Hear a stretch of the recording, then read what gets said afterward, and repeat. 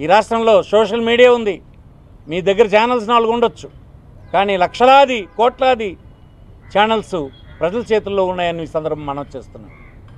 A senior advocate నేను అడగమనండి, చట్టం మేము తెచ్చిందా, బీజేపీ ప్రభుత్వం సజెస్ట్ చేసిందా? చట్టం మేము అమలు చేస్తున్నామా ఈ రాష్ట్రంలో? లేదని మీకు 10 సార్లు చెప్పలేదా?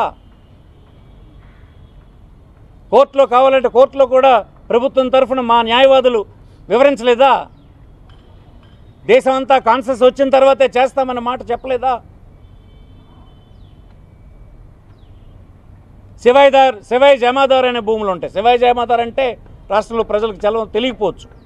తన ఆధీనంలో ఉండి ప్రభుత్వ భూమి అనేక దశాబ్దాలుగా పండించుకుంటున్నా ఏ హక్కులు లేకపోతే ఇప్పుడు దగ్గర 2 లక్షల ఎకరాల భూమికి పట్టాలు ఇచ్చే పని చేశాం.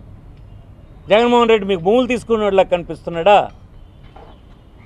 అసలు మీ భావజాలానికి వైఎస్ఆర్ కాంగ్రెస్ పార్టీ భావజాలానికి చాలా తేడా ఉందని మనం చేస్తున్నాం.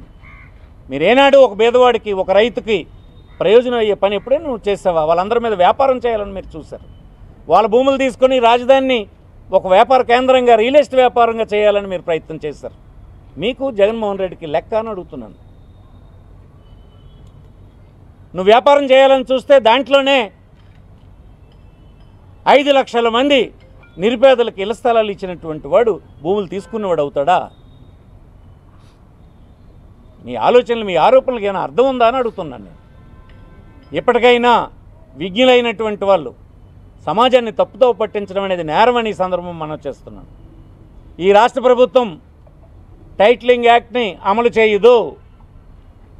దేశంలో కన్సెస్ వచ్చినప్పుడే దేశంతో సహా మేము చేయాలా లేదన్నది ఆలోచన చేస్తాం.